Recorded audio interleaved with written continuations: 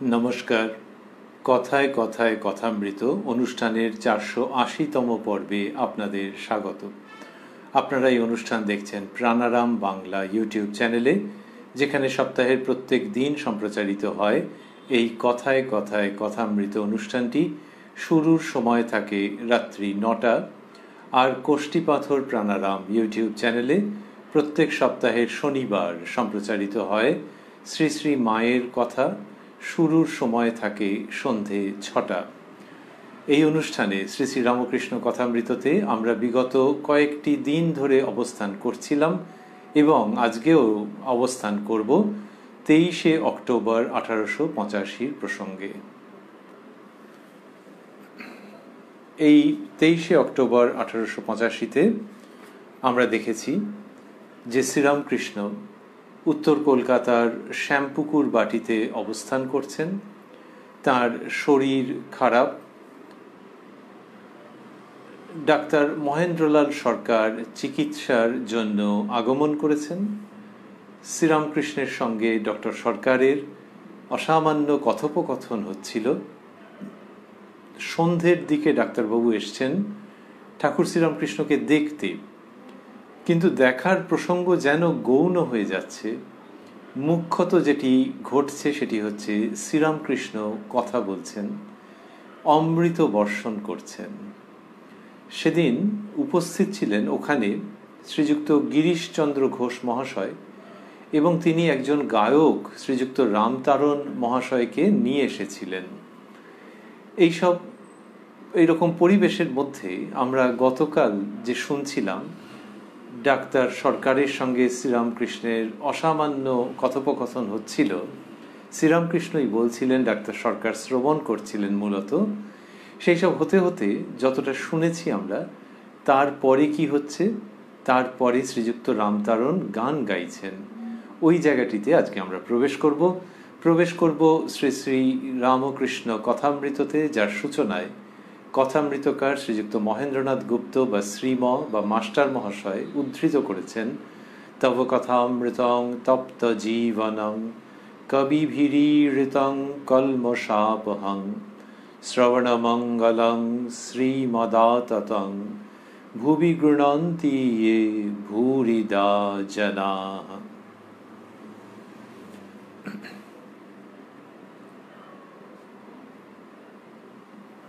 গান, যেটি আমরা স্মরণ করছিলাম, শ্রীযুক্ত রামতারণ গান গাইছেন। কথামৃতকার লিখছেন, গান আমার এই সাধের বিনে যত্নে গাঁথা তারের হার, যে যত্ন জানে বাজায় বিনে উঠে সুধা অনিবার। তানে মানে বাঁধলে ডুরি শতধারে বয় মাধুরী, বাজে না আলগা তারে টান ছিঁড়ে কোমল তার। এই গান হলো তো। তখন ডাক্তার সরকার কথা বলছেন, মাস্টারমশাই লিখছেন ডাক্তার গিরিশের প্রতি, গান এসব কি অরিজিনাল? গিরিশ, না, এডউইন আর্নল্ডের থট, অর্থাৎ এডউইন আর্নল্ড সাহেবের ভাব নিয়ে এই গান রচিত। তারপরে মাস্টারমশাই লিখছেন, রামতারণ প্রথমে বুদ্ধচরিত হইতে গান গাইতেছেন। জুড়াইতে চাই কোথায় জুড়াই, কোথা হতে আসি কোথা ভেসে যাই, ফিরে ফিরে আসি কত কাঁদি হাসি, কোথা যাই সদা ভাবি গো তাই। করো হে চেতন কে আছো চেতন, কতদিন আর ভাঙিবে স্বপন। কে আছো চেতন ঘুমায় না আর, দারুণ এ ঘোর নিবিড় আধার। করো তমনাশ হও হে প্রকাশ, তোমা বিনা আর নাহিক উপায়, তব পদে তাই শরণ চাই। এই গান শুনিতে শুনিতে ঠাকুর ভাবাবিষ্ট হইয়াছেন। গান কো কো কো বহরে ঝড়। এই গানটি সমাপ্ত হইলে ঠাকুর বলিতেছেন, এ কি করলে, পায়েসের পর নিম ঝোল। ওই শেষের গানটি ভালো লাগেনি, হালকা গান। শ্রীরামকৃষ্ণ বলছেন, যাই গাইলে করো তমনাশ, অমনি দেখলাম সূর্য। উদয় হবা মাত্র চারিদিকের অন্ধকার ঘুচে গেল, আর সেই সূর্যের পায়ে সব শরণাগত হয়ে পড়ছে। ওই যে গানের মধ্যে ছিল,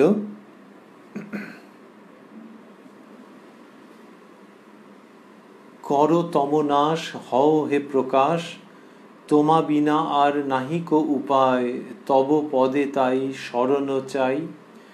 সেটির উল্লেখ করছেন শ্রীরামকৃষ্ণ, বলছেন যে যেই কর তমনাশ এটি গাওয়া হয়েছে, অমনি দেখলাম সূর্য, ঠাকুর বলছেন অমনি দেখলাম সূর্য উদয় হবা মাত্র চারদিকের অন্ধকার ঘুচে গেল, আর সেই সূর্যের পায়ে সব শরণাগত হয়ে পড়ছে। এইরকম তার দিব্য দর্শন হচ্ছিল ওই গানটির সূত্রে। বুদ্ধচরিতের এই গান বিখ্যাত, জুড়াইতে চাই কোথায় জুড়াই, কোথা হতে আসি কোথা ভেসে যাই।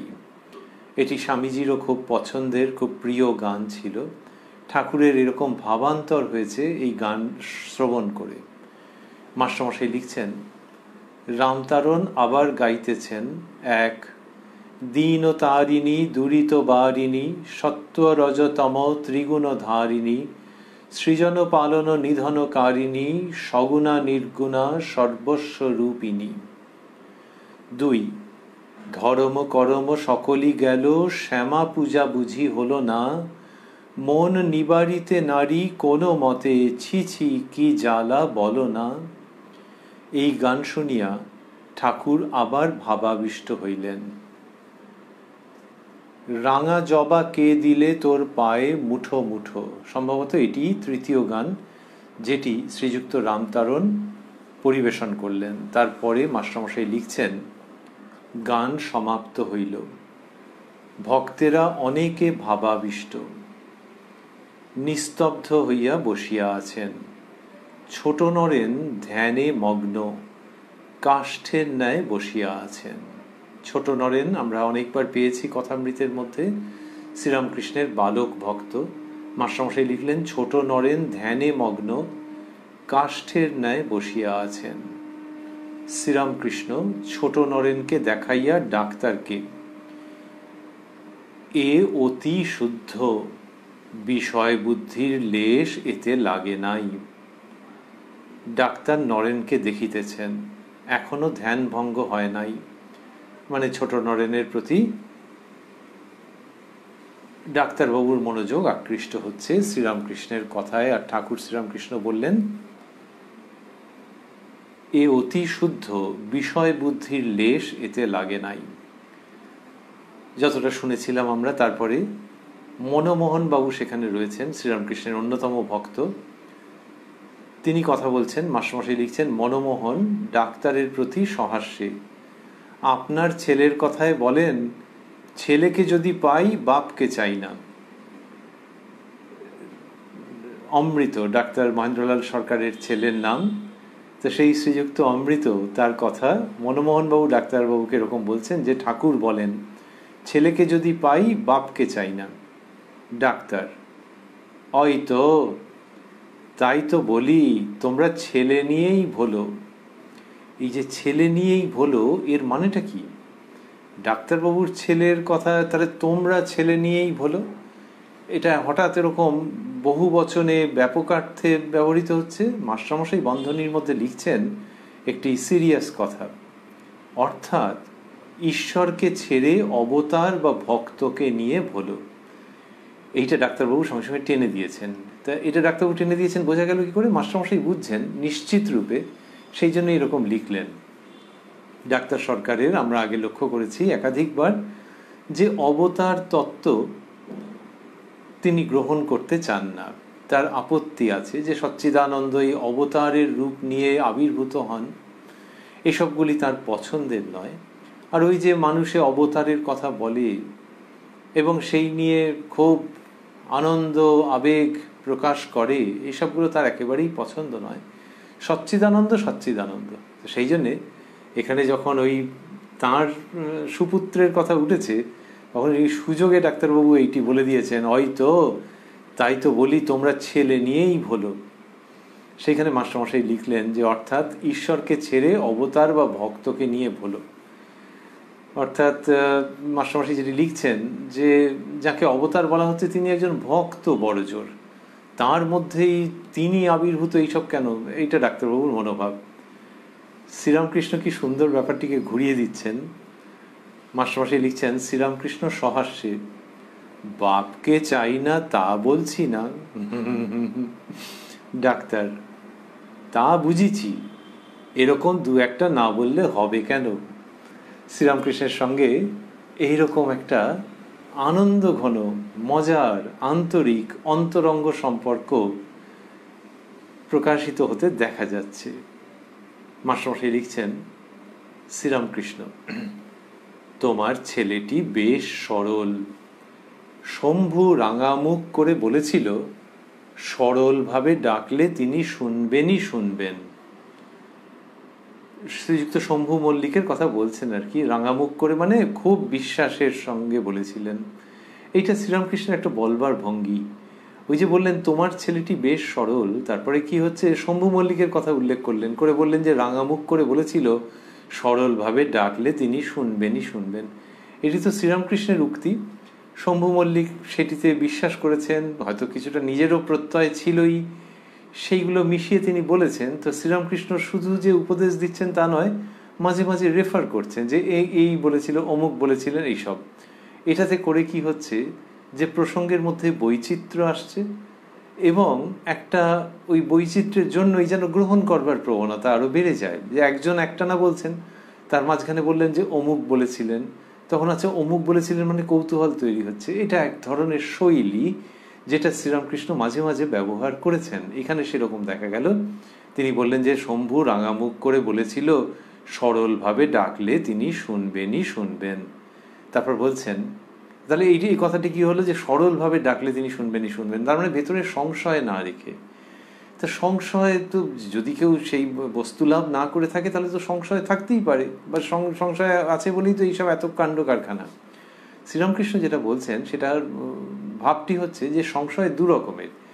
একটা হচ্ছে যে প্রথমে যে ঠিক কিনা, এগোবো কি এগোবো না, এরকম একদম মন থেকেই উঠছে। আরেকটা হচ্ছে যেটা অনেকটা আরোপিত, যে অন্য কেউ বলেছে, যে ঈশ্বরীয় বিষয় অনুসন্ধান করে কি হবে, নিজের মান সম্মান বিদ্যে বুদ্ধির জন্য নিচু হতে সংকোচ লাগে, সেই জন্য কারুর কথা শোনা, কোনো জায়গায় উপস্থিত হয়ে ঈশ্বরীয় প্রসঙ্গ শ্রবণ করা, এইসবের সংকোচ, এবং সেইখান থেকে এগোতে চাইছে না, যে পাবলিকলি ওরকমভাবে করব না। এইগুলো হচ্ছে ওই রকম জায়গা যেখানে মনটা ঠিক সরল নয়, তো সেখানে হতে চাইছে না। তো এই যে বললেন যে সরলভাবে ডাকলে তিনি শুনবেনই শুনবেন, তাহলে ওই সরলভাবে তাকে ডাকা, শ্রীরামকৃষ্ণ এটি শিখিয়েছেন তো, যে ঈশ্বরকে সরলভাবে এক মনে ডাকতে হয়, তাহলেই হয়ে যায়। তাহলে লোকের সন্দেহ সংকোচ বলে কিছু জগতে আর থাকবে না। থাকবে না কেন, থাকাটাই স্বাভাবিক।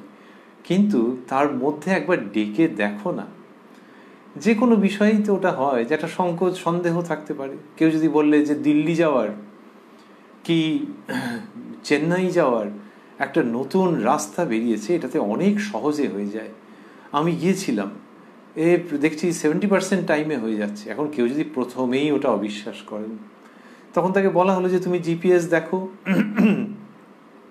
মোটামুটি যদি তোমার বিশ্বাস হয়, নিজে যেও এই রুটটা দিয়ে, তুমি তো ওইসব জায়গায় যাতায়াত করো, তাতেও সে হচ্ছে দূর বাজে কথা বলছে, এরকম যদি বলে তাহলে তো হবেই না।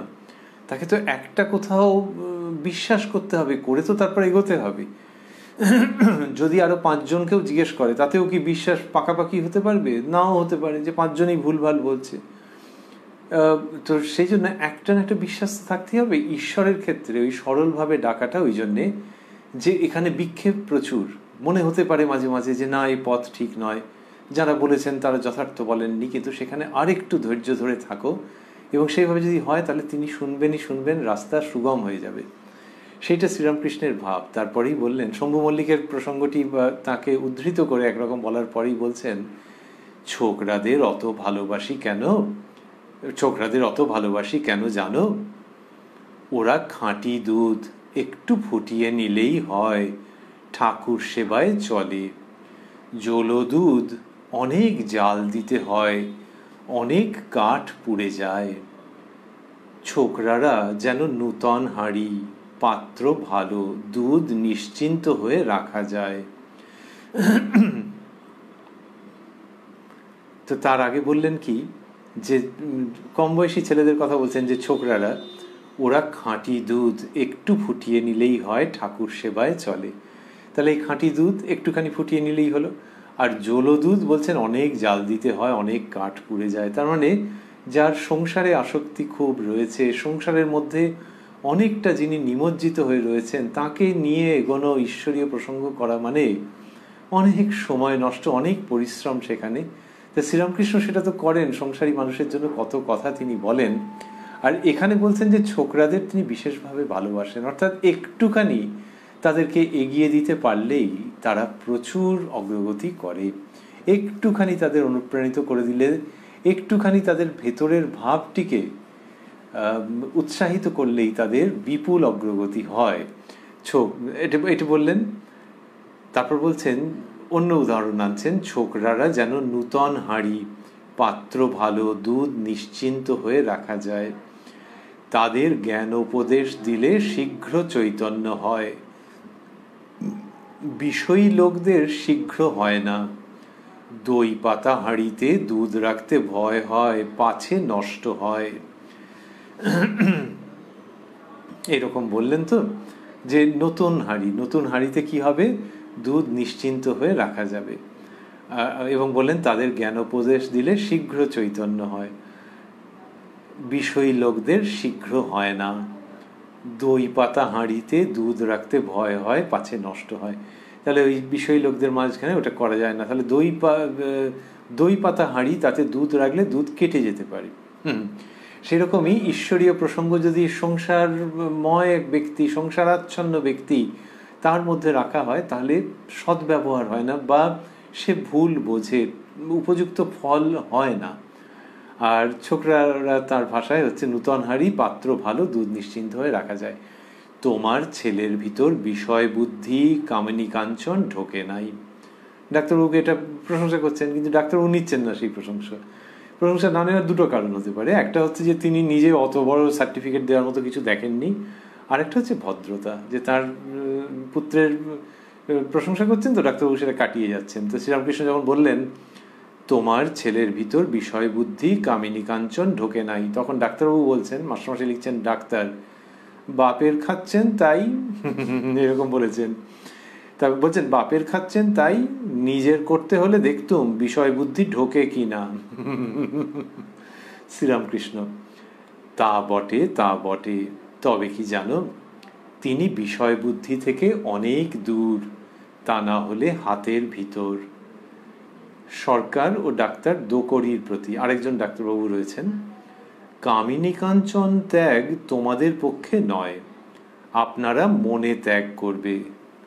গোস্বামীদের তাই বললাম, তোমরা ত্যাগের কথা কেন বলছো, ত্যাগ করলে তোমাদের চলবে না, শ্যাম সুন্দরের সেবা রয়েছে। এই যে বলছেন শ্রীরামকৃষ্ণ যে তিনি বিষয় বুদ্ধি থেকে অনেক দূর, তা না হলে হাতের ভিতর, এটি একটি অপূর্ব উক্তি। কথায় কথায় কথামৃত বিতরণ করছেন বাস্তবিক। বোঝাই যায় না এক এক সময় যে এই কথার মধ্যে দিয়ে এই রকম বিরাট সম্ভাবনাপূর্ণ বাক্য নিঃসৃত হচ্ছে। ওই যে বললেন যে তবে কি জানো, এ তো একদম বৈঠকি ভঙ্গি, গল্প করার ভঙ্গি। তবে কি জানো, তিনি বিষয় বুদ্ধি থেকে অনেক দূর, তা না হলে হাতের ভিতর। এইবার বিষয় বুদ্ধি থেকে তিনি অনেক দূর, এই কথাটার তো একটা মানে বুঝতেই পারা যায় একরকম পরিষ্কার, কিন্তু তারপরে যেটা বললেন তা না হলে হাতের ভিতর, কি সুন্দর করে কথাটাকে উপস্থাপন করা হচ্ছে। সুন্দর, আমরা আমাদের দিক থেকে বলছি, আসলে শিক্ষণীয়। ওই বাক্যের মর্মার্থও শিক্ষণীয়, ওই বাক্য পরিবেশনের শৈলী, বাক্যের গঠনগত শৈলীও শিক্ষণীয়, যে তা না হলে হাতের ভিতর। এইবার হাতের ভিতর তার মানে খুব সোজা। আমাদের শাস্ত্রে আছে এরকম যে হস্তামলকবৎ, আমলকি ফল, এটা উদাহরণ দেওয়া হয়েছে, যে কারো যদি হাতের মধ্যে থাকে তাহলে যেরকম, যে আমার পুরো গ্রিপে আছে, এটা আমার, এ নিয়ে আর কোনো সন্দেহ নেই, আমি এটার পুরো অধিকারী। আমলকি তখনকার দিনের হিসাবে বলা হয়েছে। এখনকার দিনে ওরকম যে যা হোক কিছু যদি একটা ভাবা যায় যেটা আমার হাতের মধ্যে রয়েছে, তাহলে আমরা যদি হালকা করে ভাবি, একটা লজেন্স কি টফি আমার হাতের মধ্যে রয়েছে, এটাকে আমি যেভাবে ইচ্ছে ব্যবহার করতে পারি, আস্বাদন করতে পারি। তো এইটি আমার হাতের মধ্যে থাকা, সেই রকম within your grip, under your full control, at your disposal. সেই রকমই হচ্ছে যে তিনি ভগবান হাতের ভেতর। ভগবান হাতের ভেতর যখন বলছেন তখন কি চমৎকার হচ্ছে, যে তার মানে তিনি একেবারে তোমার তোমার অধিগত মানে ওইটি আর কি, যেটা এ সম্পর্কে আর বেশি ভাবার নেই। কখন বললেন যে তিনি বিষয় বুদ্ধি থেকে অনেক দূর, তা না হলে হাতের ভিতর। তা এই যে তা না হলে হাতের ভিতর মানে যে বিষয় বুদ্ধি যখন থাকবে না, তখন দেখবে যে তিনি একদম তোমারই রয়েছেন। এই তা না হলে হাতের ভিতর কথাটিতে আবারও আমরা আসছি, যে এটা যেন যে হাতের ভিতরেই তিনি। এইবার কি হচ্ছে যে বিষয় বুদ্ধি থেকে অনেক দূর, তো বিষয় বুদ্ধির জন্য যেন একটু হাত ফসকে গেছে, কিন্তু যদি বিষয় বুদ্ধি ত্যাগ করো দেখবে তিনি হাতের মধ্যে এসে গেছেন। অর্থাৎ তিনি তোমারই আছেন, এই কথাটা এর মধ্যে এসে যাচ্ছে। অন্যভাবে যদি বলা হতো তাহলে মানে তার ভিন্ন হতো, যে তিনি বিষয় বুদ্ধি থেকে অনেক দূর, বিষয় বুদ্ধি ত্যাগ করলে তারপরে তুমি আস্তে আস্তে তার দিকে এগোতে পারবে, এরকম যদি বলা হতো। তার মানে হচ্ছে যে হ্যাঁ, বিষয় বুদ্ধি ত্যাগ করাটা হচ্ছে পূর্ব শর্ত। বলা হয় না যে এসেনশিয়াল কোয়ালিফিকেশন, যে এটা থাকলে তবে বাকি কথা। শ্রীরামকৃষ্ণ সেভাবে বললেন না, বললেন তা না হলে হাতের ভিতর, যে তার মানে তিনি যেন রয়েছেনই। ওই বিষয় বুদ্ধির জন্য একটু স্লিপ করে গেছেন। কি বাজে ব্যাপার বলো তো, কি খারাপ লাগছে শুনতে। বিষয় বুদ্ধি ত্যাগ করলে দেখবে আবার তিনি হাতের ভেতরেই রয়েছেন। এইটা আমাদের যে ভাব, চিরাচরিত ভাব, তার সঙ্গে খুব মেলে, যে তিনি জীবের অন্তরেই রয়েছেন। শুধু কি হয়েছে যে ওই বিষয় বুদ্ধির জন্য তাকে পেতে বুঝতে দেরি হচ্ছে, বিষয় বুদ্ধির জন্য তিনি হাতের বাইরে চলে যাচ্ছেন। এই যে আত্মস্বরূপ, সেটি যে মানুষের একান্তই নিজস্ব, সেইটা রয়েছে, যে ওইটা তোমার নিজস্ব, ভেতরেই তিনি রয়েছেন। শুধু তুমি তাকে মিস করছো নিজেই, জানো, বিষয় বুদ্ধির জন্যই তুমি তাকে মিস করছো। এইটা বোঝানো হচ্ছে শ্রীরামকৃষ্ণ যখন বলছেন যে তা না হলে হাতের ভিতরে। এই প্রসঙ্গে এক্ষুনি আমরা ফিরব।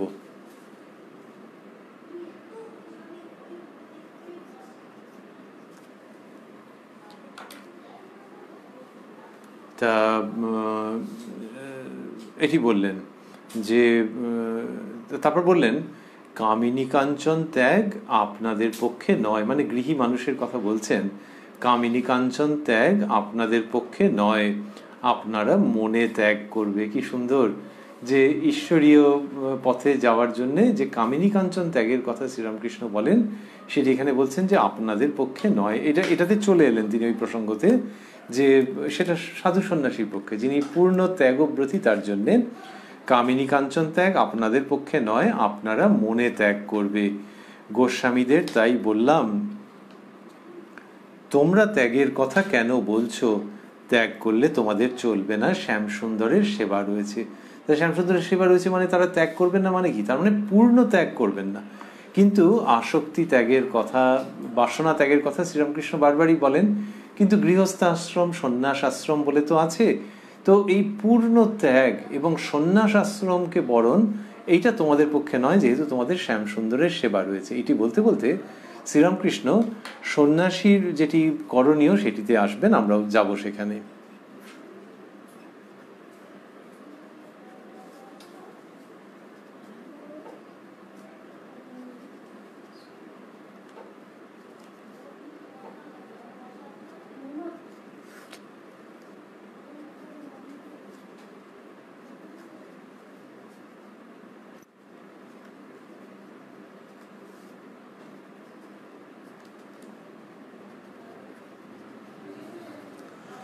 এইবারে আমরা দেখছি যে তিনি সন্ন্যাসীর প্রসঙ্গ বলছেন সন্ন্যাসীর পক্ষে ত্যাগ, তারা স্ত্রীলোকের চিত্রপট পর্যন্ত দেখবে না, মেয়ে মানুষ তাদের পক্ষে বিষবৎ।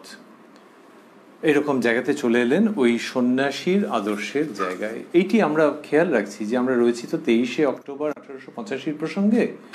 এইবার ওই দিনকার প্রসঙ্গে যখন শ্রীরামকৃষ্ণ কথা বলছেন, তখন কারা রয়েছেন এই ডাক্তার সরকার প্রমুখ, ডাক্তার সরকার, গিরিশ বাবু, মাস্টার মহাশয়েরা রয়েছেন, আবার রয়েছেন তার বালক ভক্তেরা। আমরা আগে পেয়েছি, গত অনুষ্ঠানে আমরা শুনেছি যে যেখানে রয়েছেন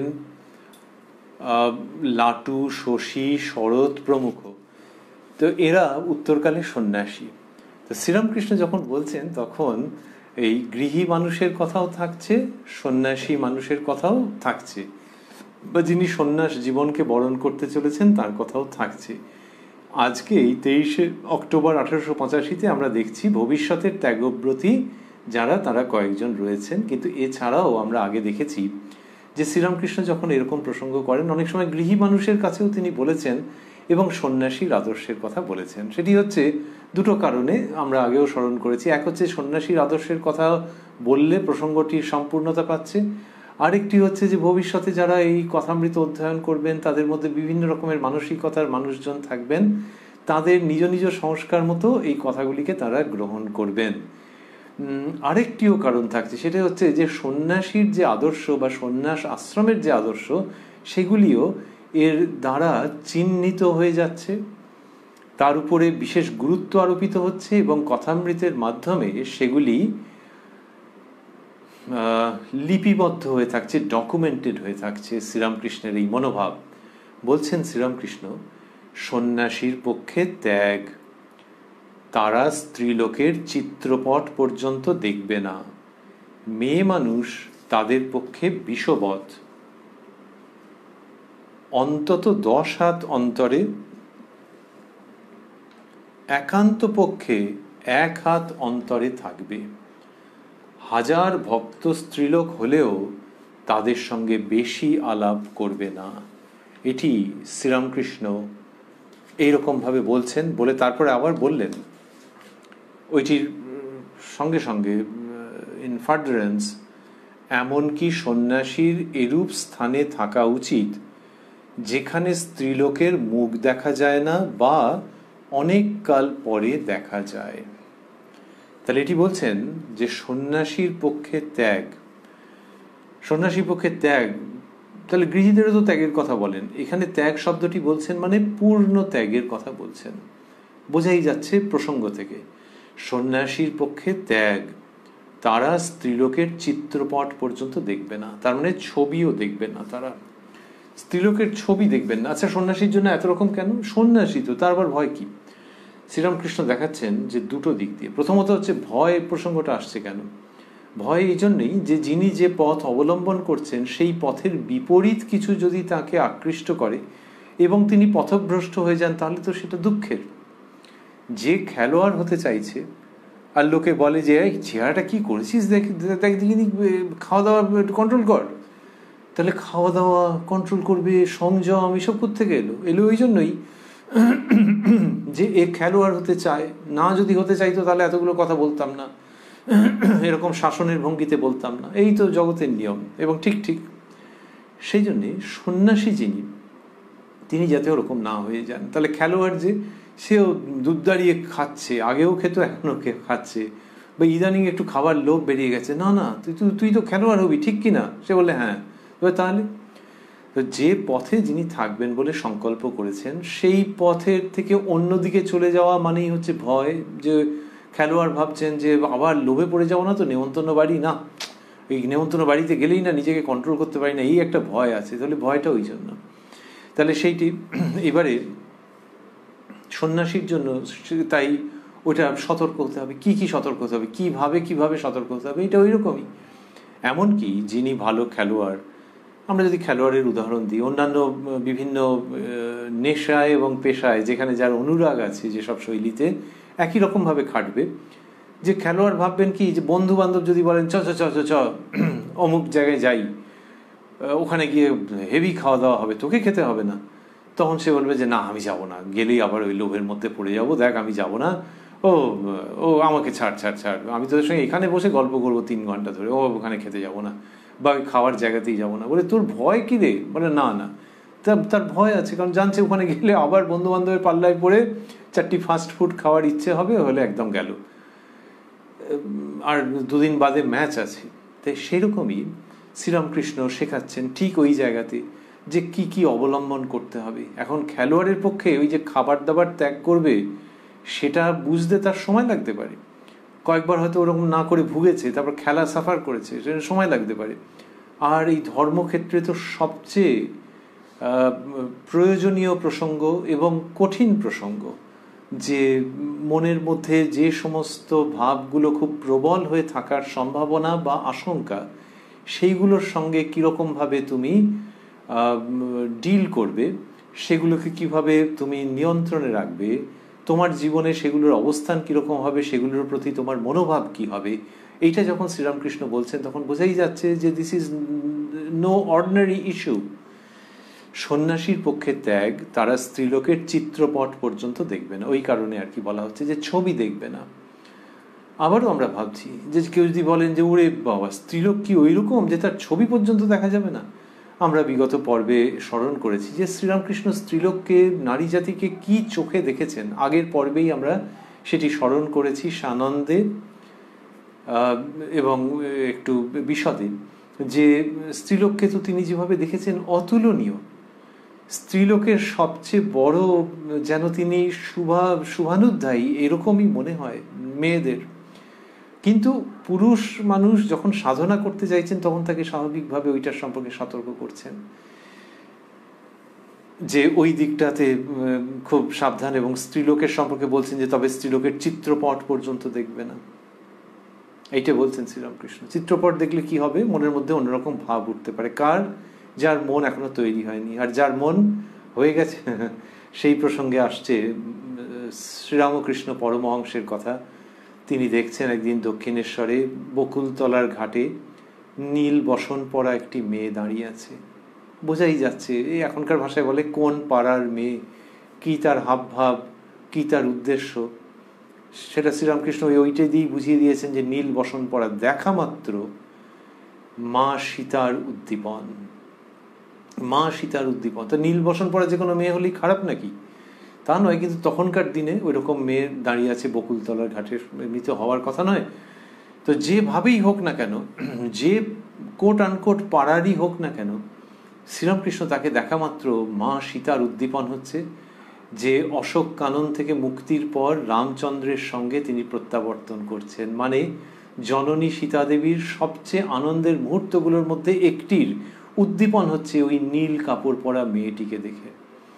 তারপরে মন্দিরে, কালী মন্দিরে দেখেছিলেন যে একেবারে ওই পাড়ার মেয়ে বলতে যে ভাষা যা বোঝা যায় সেটাই শ্রীরামকৃষ্ণ উল্লেখ করেছেন, করে বলছেন যে দেখে বললুম মা তুই এই রূপেও।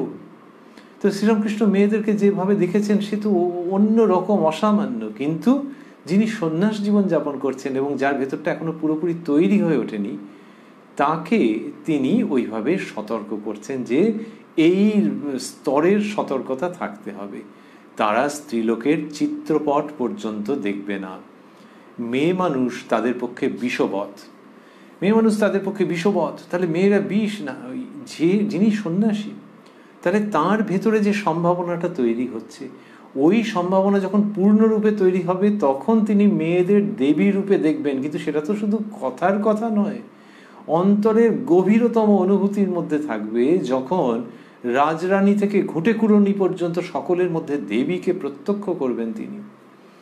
তার আগে পর্যন্ত শ্রীরামকৃষ্ণ যেটি শেখাচ্ছেন সেটি হচ্ছে যে সতর্ক থাকতে হবে, এবং তার ভেতরে যে ভাবটা ধীরে ধীরে গড়ে উঠছে ওই ভাবটা নষ্ট না হয়ে যায়, ওই ভাবটা আহত না হয়ে যায়, ওই ভাবটা বিষের জ্বালায় ছটফট না করে।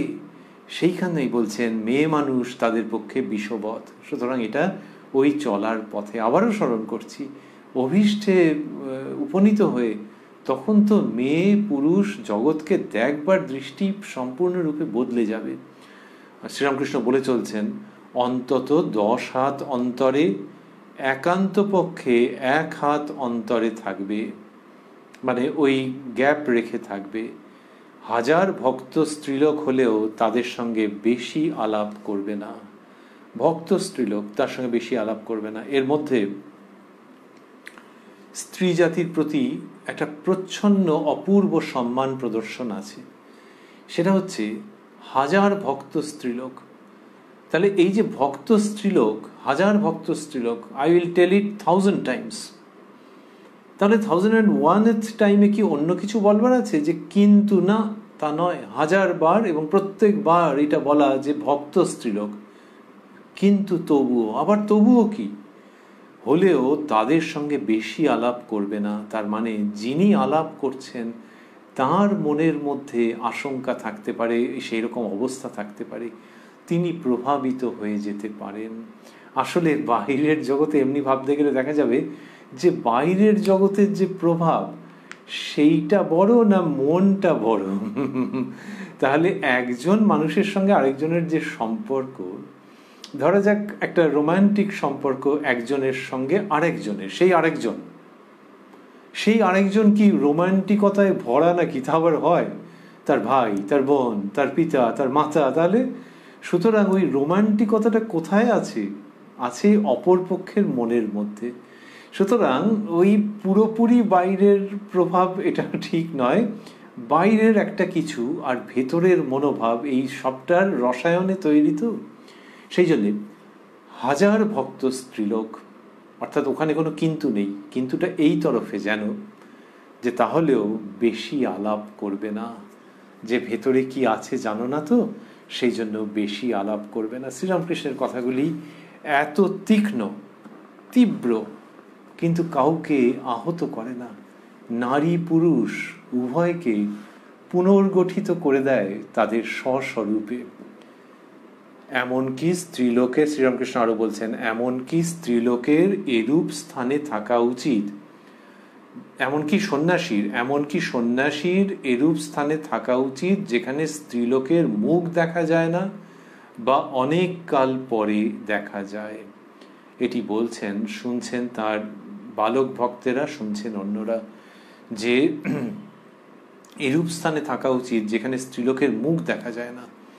ওই ব্যাপারটি সম্পর্কে খুব সচেতন। মনে মনে বললে হবে না যে তাদের সকলকে দেবী বলে ভাবছিস, তাহলে আর এইটা তো নয়। তাহলে তো সন্ন্যাসী, তিনি সেই আশ্রমে প্রবেশ করেছেন, ওই বস্ত্র পরিধান করেছেন মানেই তো তাহলে হয়ে গেল। যদি ধরা যায় যে তিনি যথাবিহিত সন্ন্যাস গ্রহণ করেছেন, শ্রীরামকৃষ্ণ তো তাদের কথাই বলছেন, কোনো কম্প্রোমাইজের কোনো অবস্থার কথা তো বলছেন না, কোনো ডিসঅনেস্টির কথা তো বলছেন না, কোনো ডিসঅনেস্ট আশ্রমবাসীর কথা তো বলছেন না। Honest but Miles to go, সেই জায়গাটাতে তিনি আছেন। সেইখানে বলছেন যে এমনকি সন্ন্যাসীর এরূপ স্থানে থাকা উচিত যেখানে স্ত্রীলোকের মুখ দেখা যায় না বা অনেক কাল পরে দেখা যায়। এটি বললেন, বলবার পর বলছেন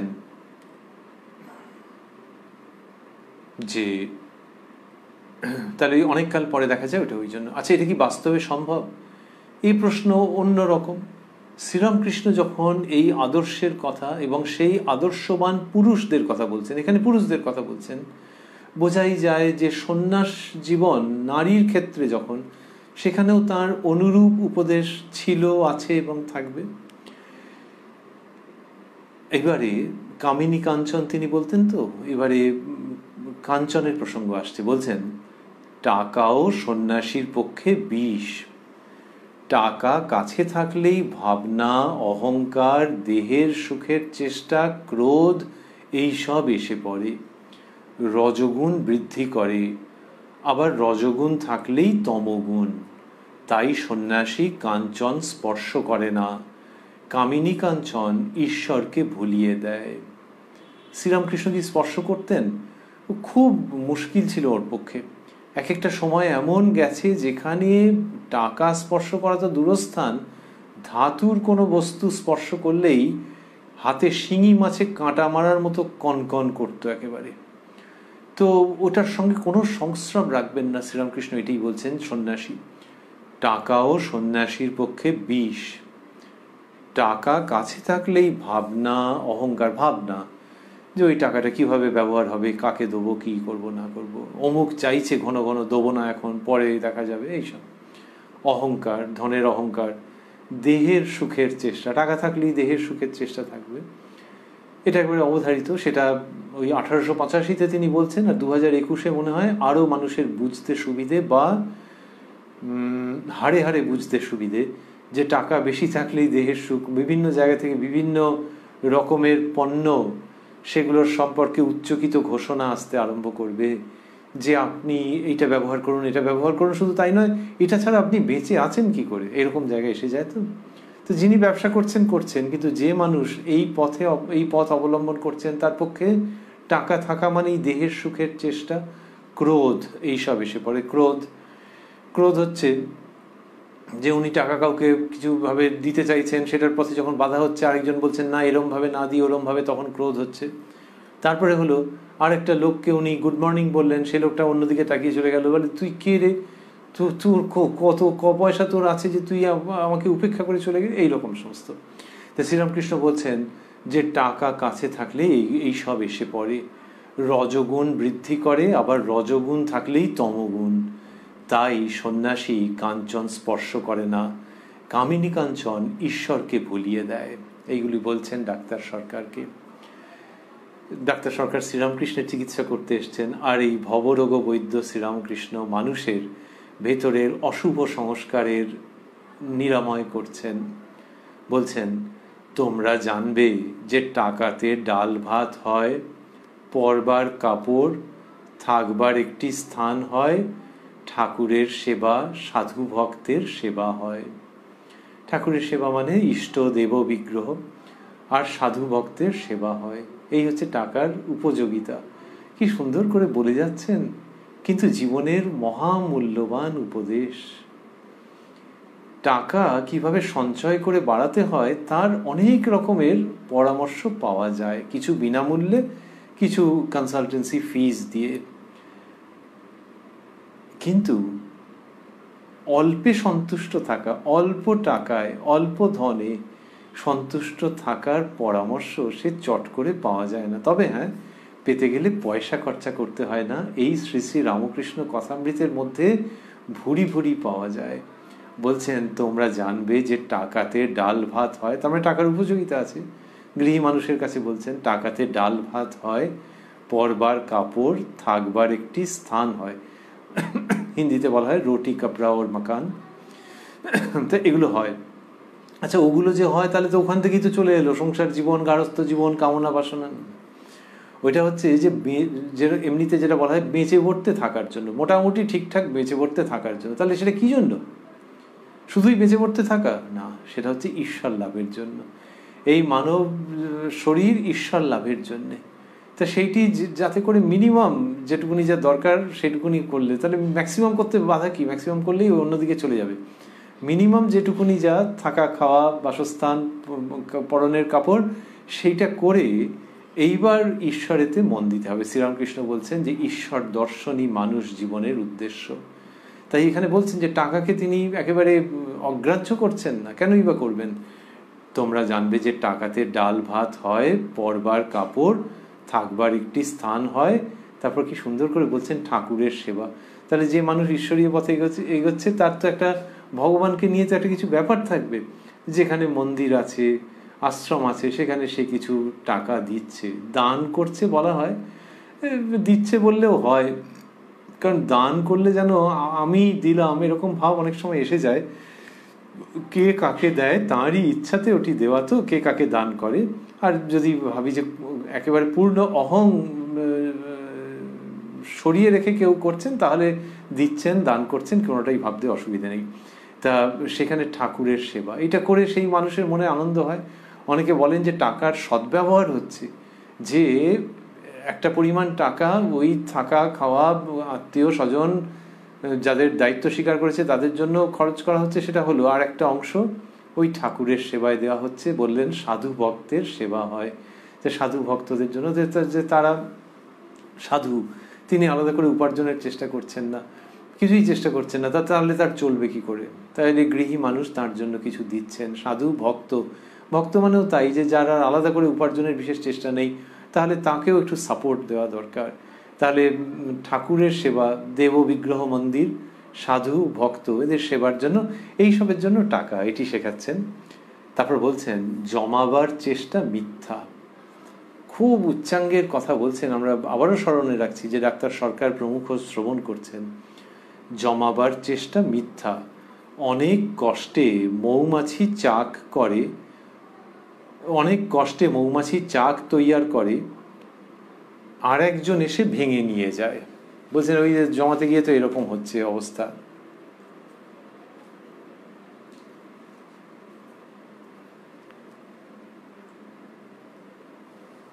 এটি বললেন যে জমাবার চেষ্টা মিথ্যা, অনেক কষ্টে মৌমাছি চাক তৈয়ার করে, আরেকজন এসে ভেঙে নিয়ে যায়। তাহলে এখানে যদি ভাবা হয় যে জমাবার চেষ্টা মিথ্যা তিনি বলছেন, তাহলে কি কেউ জমাবে না? টাকা মানুষের জমাবে না ভবিষ্যতের জন্য? ওইটি শ্রীরামকৃষ্ণ যেটা বোঝাচ্ছেন সেটা হচ্ছে যে হ্যাঁ, ভবিষ্যতের জন্য গৃহী মানুষ ওই ন্যূনতম ব্যাপারটা আসছে। এই যে আগেও যে ধরনের কথা বলেছেন তার মধ্যে ওই ন্যূনতমর প্রসঙ্গটা ছিল।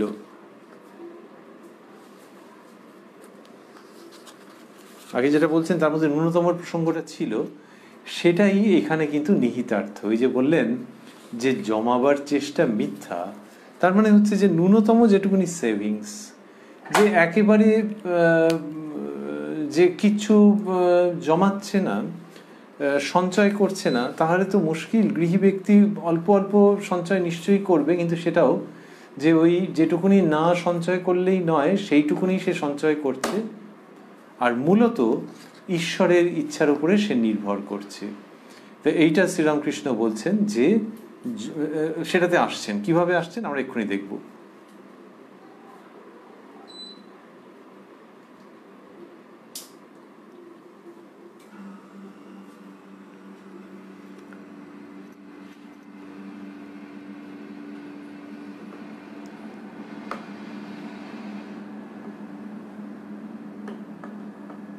তিনি বললেন যে জমাবার চেষ্টা মিথ্যা, এটি যে বলছেন তার মানে হচ্ছে যে অতিরিক্ত জমানোর চেষ্টা। ওইটাই সব জায়গাতেই তো। এই যে আগেও এটা তো রয়েছে যে টাকাতে ডাল ভাত হয়। এখন ডাল ভাত হয় কথাটার মানে কি? যে একজন শুধু ভাত ডাল দিয়ে মেখে খাবে, একটা তরকারিও খাবে না নাকি? কথাটার মানে ওই রকমভাবে নিশ্চয়ই সবাই অনুধাবন করবেন যে ডাল ভাত হয়, এটা বলা হচ্ছে মানে হলো যে ওই ন্যূনতম যেটুকুনি লাগে। ঠিক আছে বাবা, ডাল ভাতের সঙ্গে তরকারি আর কি আছে ইত্যাদি, কিন্তু এলাহি করে একজন খাচ্ছেন, তার প্রচুর টাকা আছে বা ওইটার জন্য অর্থ ব্যয় করতে পারেন এবং এলাহি করে খাচ্ছেন, ওইখানটাতে বাধা দেওয়া হচ্ছে। বাধা দেওয়া হচ্ছে মানে সতর্ক করা হচ্ছে যে দেহের সুখের দিকে মন দিচ্ছ, আর ওটাতে যে তুমি একেবারে বিরাট তোমার আয়ু বৃদ্ধি হবে তাও নয়, তো বরং অতি ভোজনে শরীর খারাপ হতে পারে। তাহলে ডাল ভাত মানে হচ্ছে যেটুকুনি হলে তোমার চলে যায়, সেইটুকুনির ক্ষেত্রে। এটা এক একজনের ক্ষেত্রে এক এক রকম, কিন্তু এটা সম্পর্কে সতর্ক থাকা। এখানেও যখন বলছেন জমাবার চেষ্টা মিথ্যা, তার মানে হচ্ছে যেটুকুনি ন্যূনতম, তার বেশি করতে যেও না। তাহলে অনেকে অনেক রকম প্ল্যান করেন।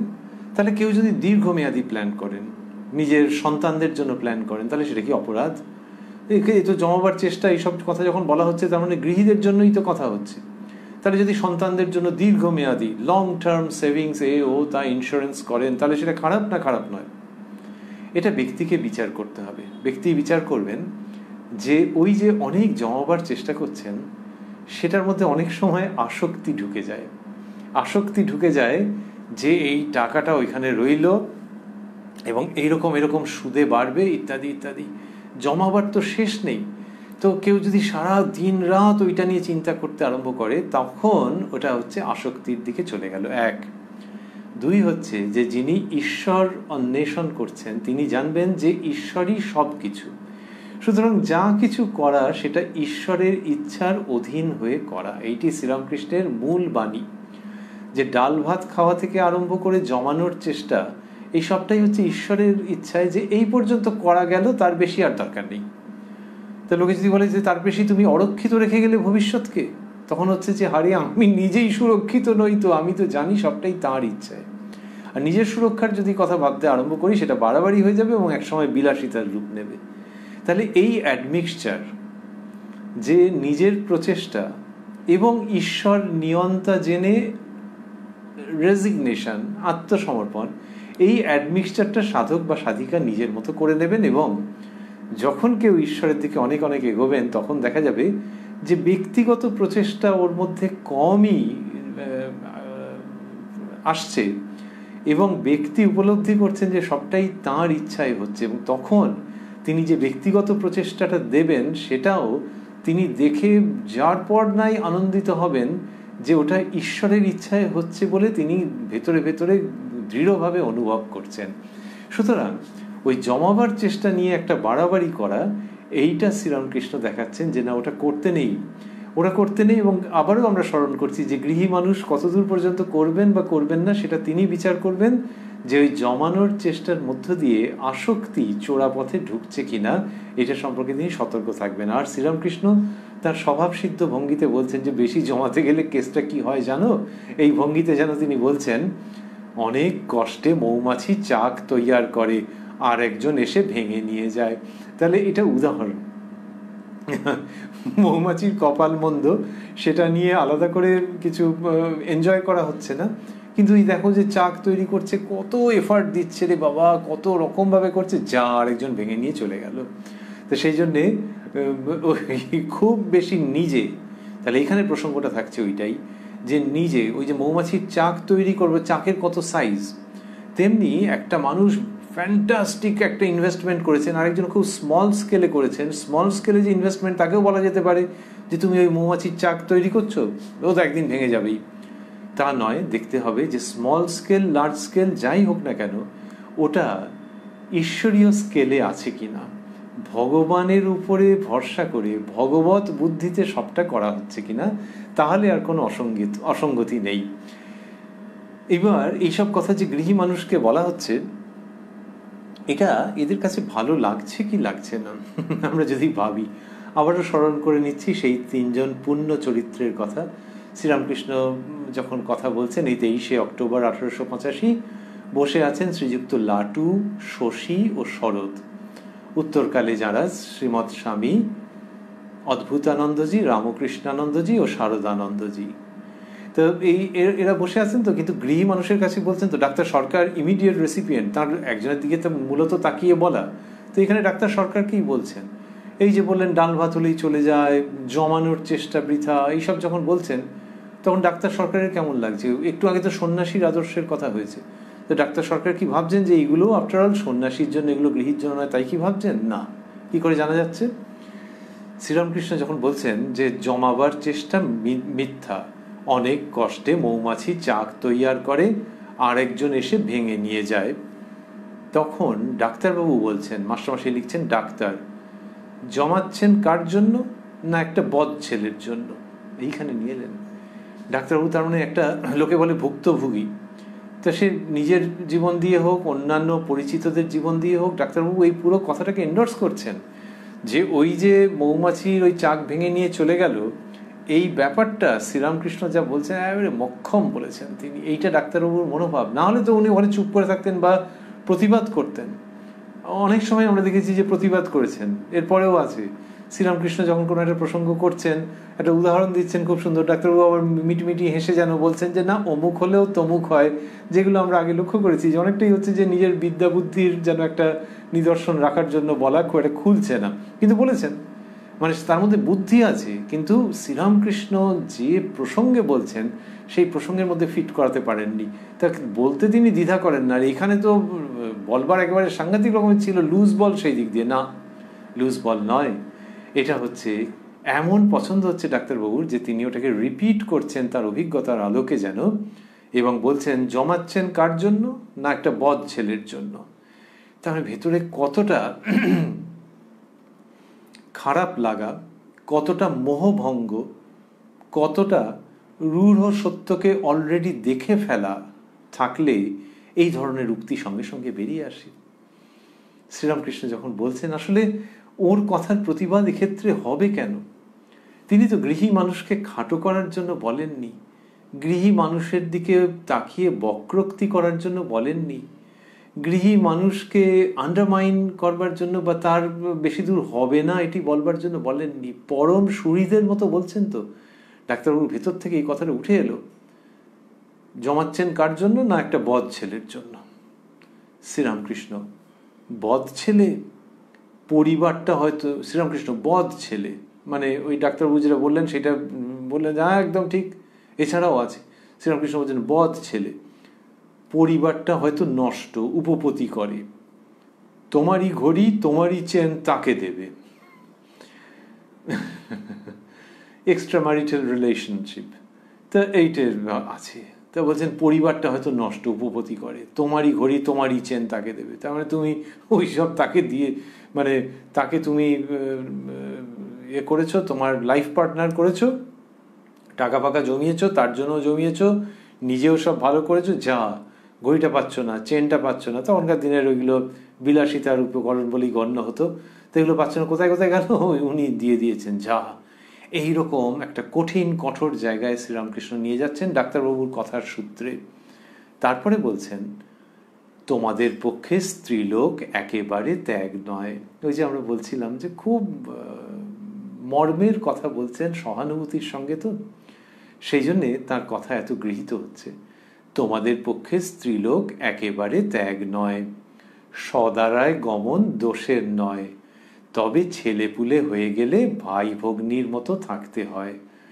এই বাক্যটিকে মাস্টারমশাই স্থূলাক্ষরে দিয়েছেন, তবে ছেলেপুলে হয়ে গেলে ভাই ভগ্নির মতো থাকতে হয়। এইখানেই দেখা যাচ্ছে যে গার্হস্থ্যাশ্রমকে কি অপূর্ব একটা উচ্চতায় তুলে দিচ্ছেন, যে এই সম্ভাবনাটা রয়েছে। তো এই জায়গাটা ভেবে দেখো, ওই সন্ন্যাসীর উচ্চ আদর্শের কথা বললেন তো, স্ত্রীলোকের চিত্রপট পর্যন্ত দেখবে না, তাহলে গৃহী লোক তো একটা গোলেমালের মধ্যে থাকে, একটা মাখামাখি অবস্থার মধ্যে থাকে, একটা কিরকম হেট্রোজেনাস অবস্থার মধ্যে থাকে, এর আর কি হবে না। শ্রীরামকৃষ্ণ সেভাবে বলছেন না যে হ্যাঁ ওই যে একটা অবস্থা, আসক্তিপূর্ণ অবস্থা, এই তো বাংলা কথা জানি তো, কিন্তু জানবে আসক্তিরও অবসান আছে, ভোগেরও অন্ত আছে, এবং সেটার পরে মন শুদ্ধ হয়ে অন্য উচ্চতায় যায়। আমাদের সত্য দর্শনের মধ্যে তো এটা রয়েছে যে জন্ম থেকে জন্মান্তরে জীব গমন করে অভিজ্ঞতার মধ্য দিয়ে, এবং এই যে কর্মক্ষয়ের কথা বলা হয়, ভোগের অন্ত হওয়ার কথা বলা হয়। যার হয়েছে তিনি আর ভোগের মধ্যে থাকতে চাইছেন না, তিনি বিষয়ে ত্যাগ করতে চাইছেন, তিনি হয়তো সন্ন্যাস জীবন গ্রহণ করতে চাইছেন। তাহলে সেটা কি একদিনে হয়েছে বা এক জন্মে হয়েছে? একটা সময় বাদে he or she has got tired, fed up, sick and tired, আমরা বলি অনেক সময়, with worldly enjoyments। আর ভালো লাগছে না তার, আর তার ভালো লাগছে না। অনেকের বেশি বয়সে বলে যে আর এখন এই ছেলে ছোকরারা যেগুলো করে ভালো লাগছে না, কিন্তু হয়তো ভেতরে ভেতরে ইচ্ছে রয়েছে, কিন্তু দেহ পারমিট করছে না। ছেলে ছোকরারা সব বেড়াতে গেল, বলে উড়িয়ে বাবা এখন বাসে উঠতে গেলেই হাঁটু কনকন করে, তার মানে ইচ্ছেটা রয়েছে, কিন্তু ওই জন্ম থেকে জন্মান্তরের মধ্য দিয়ে সেই ইচ্ছে, সেই বাসনাগুলো ওয়ার্কড আউট হয়ে যায়। সেই যে অবস্থাটা যখন আসছে যে না, ভোগের ব্যাপারটা দেখা হয়ে গেছে, এখন শারীরিক ক্ষমতা আছে, এইটা অপ্রাসঙ্গিক, ভোগটা আর চাই না, ও আর মনকে টানছে না, এইটা মানুষের স্বাভাবিকভাবে হয়ে থাকে, তখন তিনি ত্যাগের পথ অবলম্বন করলেন। এইবারে এসো গৃহীর জীবনে। তাহলে আর ওইটা যদি স্বাভাবিক প্রক্রিয়া হয়, তাহলে তুমি গৃহীর জীবনকে কি করে বলবে যে এর আর কোনো ভরসা নেই? এর মনে যে আসক্তিটা রয়েছে, সেই আসক্তিটাই কি শেষ কথা নাকি?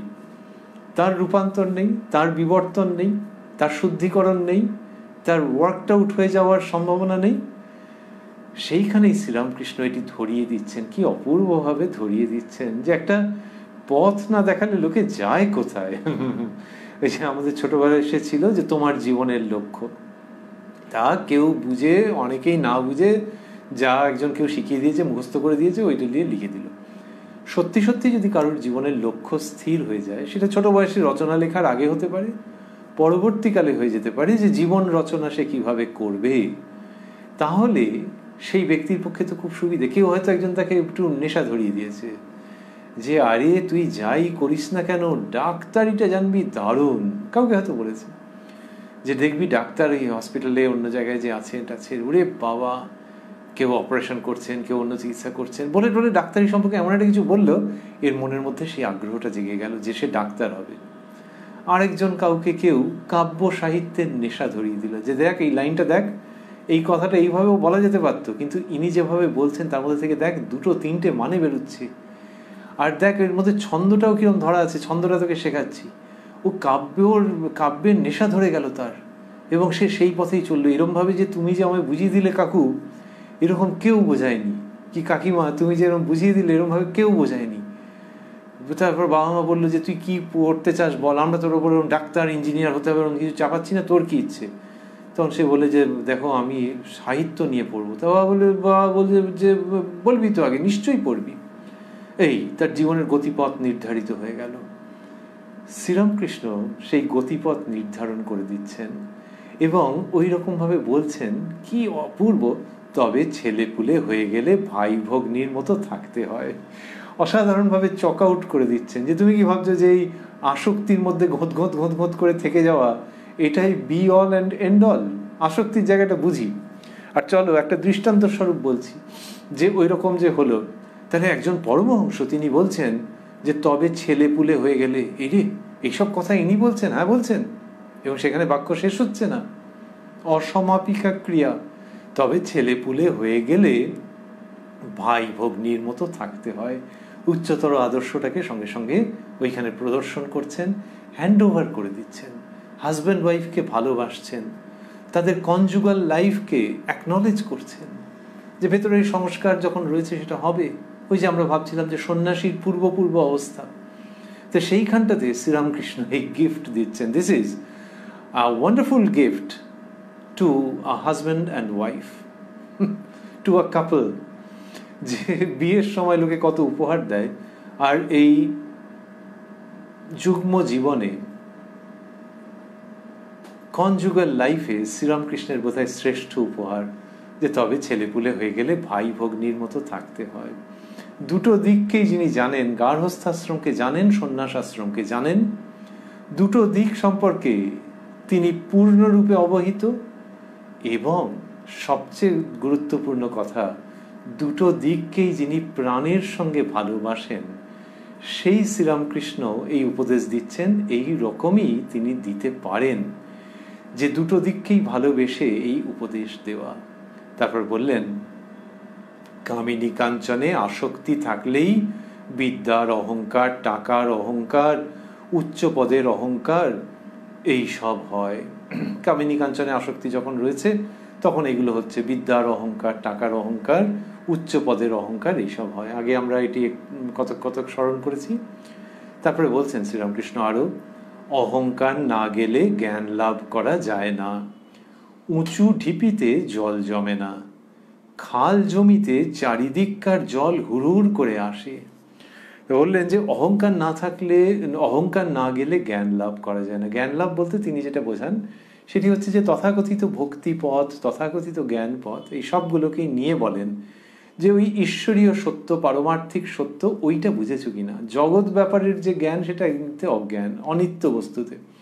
আর নিত্য বস্তুতে যে নিত্য বস্তু সম্পর্কে যে অবহিত থাকার ভাব, সেটি হচ্ছে জ্ঞানীর ভাব। ওইটাই জ্ঞান, যে নিত্যতা সম্পর্কে সচেতনতা। তাই সেইখান থেকে বলছেন যে অহংকার না গেলে জ্ঞান লাভ করা যায় না। আবারও ভাবছি, জ্ঞান লাভ মানে জ্ঞান, ভক্তি, এই সমস্তকেই বোঝাচ্ছেন তিনি। মাস্টারমশাই বলেছেন যে শ্রীরামকৃষ্ণকে প্রথম দিকে দর্শনের সময় যে ঠাকুরের কাছে আসার আগে তিনি জ্ঞান কাকে বলে, অজ্ঞান কাকে বলে জানতেন না। পরে জানলেন যে ঈশ্বরকে জানার নামই জ্ঞান, তাকে না জানার নামই অজ্ঞান। এই 23শে অক্টোবর 1885 আমরা পাচ্ছি ঠাকুর বলছেন অহংকার না গেলে জ্ঞান লাভ করা যায় না, উঁচু ঢিপিতে জল জমে না, খাল জমিতে চারিদিককার জল হুড় করে আসে। এই যে খাল জমিতে জল আসছে, তো তেমনি অহংকার যার চলে গেছে সেই ব্যক্তি নিচু হয়ে থাকেন। পাঁচজনে যখন একটা কোনো ব্যাপার নিয়ে সব দারুণ জ্ঞানের কথা বলছেন, ইনি চুপ করে শুনছেন, চুপ করে শুনছেন। এর হয়তো একটা কিছু মতামত আছে, বা অন্যরা যা বলছেন তার মধ্যে ভুলটাও দেখতে পাচ্ছেন, কিন্তু আগ বাড়িয়ে বলছেন না যে এই তোমার এটাতে এই যুক্তির ভুল, এ ভুল, ও ভুল, আমি কি বলছি শোনো না। চুপ করে আছে। হয়তো অন্যরা জিজ্ঞেস না করলে বললেও না। আর যদি অন্যরা বললো যে স্যার আপনি কিছু বললেন না, তখন আস্তে আস্তে আস্তে আস্তে বললেন, এবং সেটাও অন্যদের পর্যদস্ত করবার জন্য নয়, কিন্তু সেটা শুনে অন্যরা বুঝলো যে ওরে বাবা, এই তো নিরহংকার ব্যক্তি চুপ করে বসছিলেন, আমরা না বললে আজকে হয়তো এই আলোচনা শেষে চলেই যেতেন। তাই এইরকম এই যে নিরহংকার ব্যক্তি, তা এই শ্রীরামকৃষ্ণ বলছেন অহংকার না গেলে জ্ঞান লাভ করা যায় না। যিনি নিরহংকার তিনি কি হচ্ছে, সব জায়গা থেকে গ্রহণ করবার জন্য প্রস্তুত হয়ে আছেন।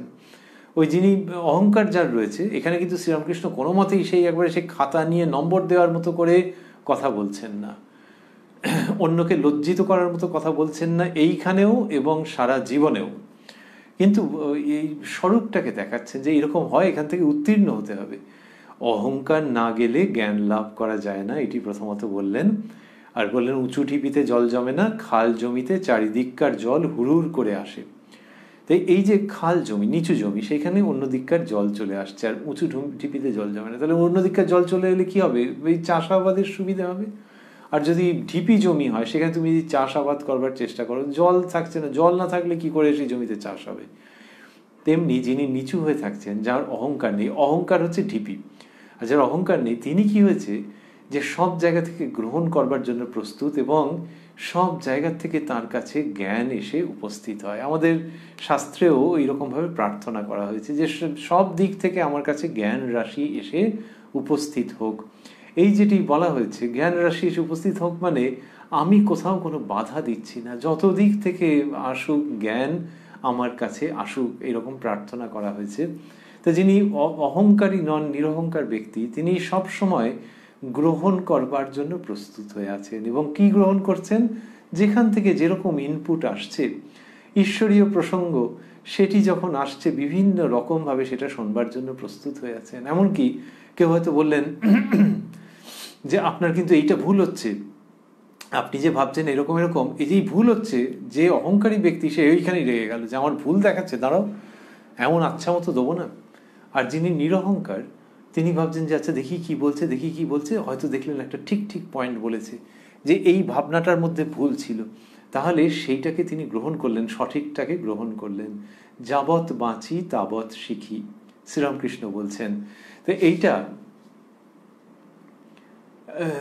তার কথার মধ্যে আছে, তার জীবনের মধ্যে আছে, তার বাণীর মধ্যে ওতপ্রোত হয়ে আছে, যে যখন কারোর মধ্যে সেই অহংকার থাকছে না, তখন সব দিক থেকে ইনপুট নিচ্ছেন, এবং সবচেয়ে বড় ইনপুটটি কি? ঈশ্বরের কৃপা। যদি কারোর মধ্যে যা ওরকম ঢিপি মতো অবস্থা থাকে অহংকারের, তাহলে ঈশ্বরীয় কৃপা সেখানে আসে না, শ্রীরামকৃষ্ণ বলছেন। আর নিচু জমি হলে তিনি বললেন খাল জমিতে চারিদিককার জল হুড়ুর করে আসে। তো সেইখানে ওই চারিদিককার জল মানে তার মধ্যে অবশ্যই ঈশ্বরীয় কৃপা, সেটিও এসে উপস্থিত হয়। এইটি শ্রীরামকৃষ্ণ যে বলছেন, এইখানটি শুনতে শুনতে আমরা আজকের প্রসঙ্গের অবসান ঘটাবো।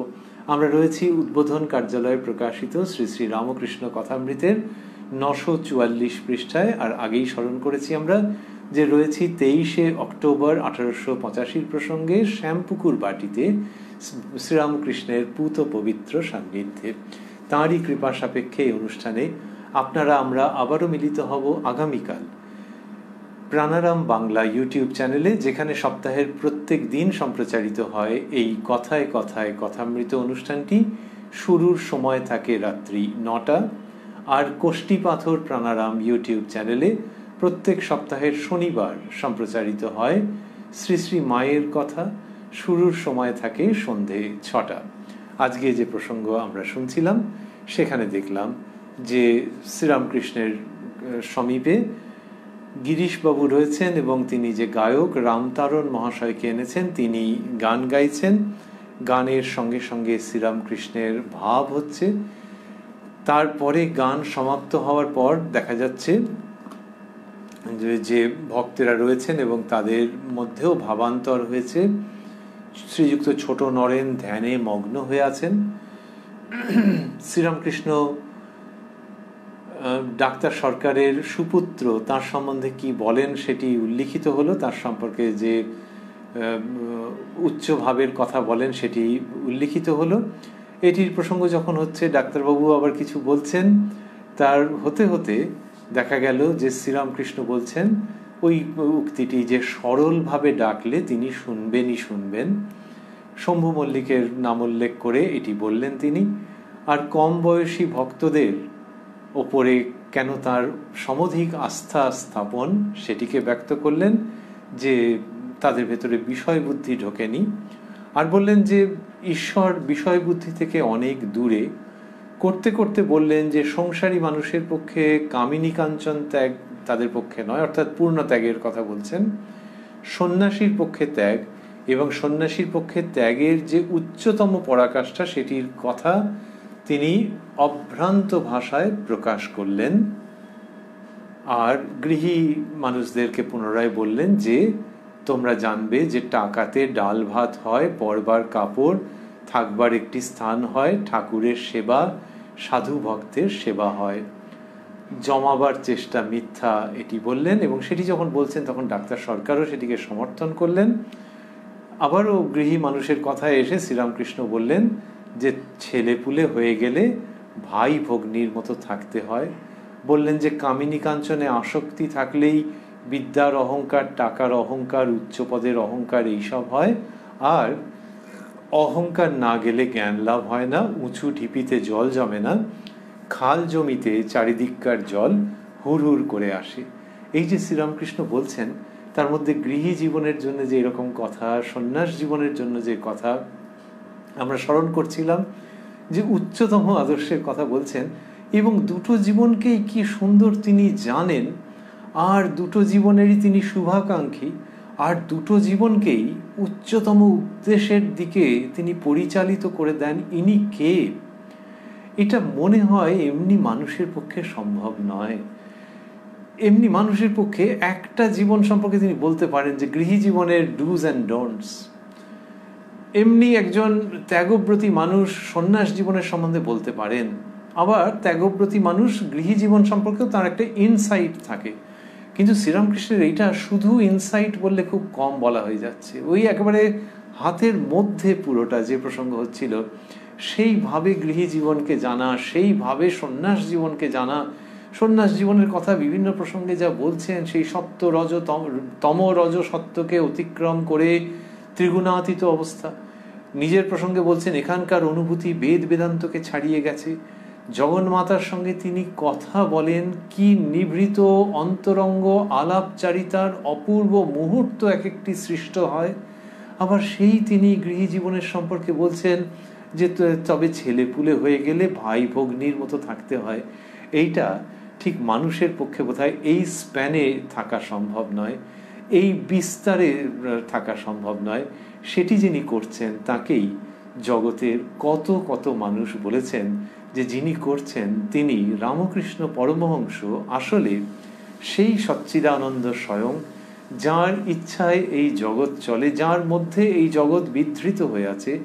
সেই সচ্চিদানন্দ তিনি অবতার রূপে অবতীর্ণ হয়েছেন, এবং সেই জন্যই কথার মধ্যে এত জোর, কথার মধ্যে এত যুক্তি, এবং কথার মধ্যে বিভিন্ন তরফ, বিভিন্ন আশ্রম, বিভিন্ন দৃষ্টিভঙ্গি, বিভিন্ন মানসিকতার এই রকম সহাবস্থান, সবগুলোকে নিয়ে তিনি উচ্চতম লক্ষ্যের দিকে যে অগ্রসর করিয়ে দিচ্ছেন, এটি অনেকের যে মনে হয় সেই কথাটি এখানে মনে পড়ে, স্মরণে আসে যে এগুলি যিনি করছেন তিনি কোনো সাধারণ মানুষ নন, তিনি এই দেহে অবতীর্ণ সচ্চিদানন্দ স্বয়ং। ওং নিরঞ্জনং নিত্যমনন্ত রূপং ভক্তানুকম্পা ধৃত বিগ্রহং বৈ ঈশাবতারং পরমেশমিড্যং তং রামকৃষ্ণং শিরসা নমামঃ।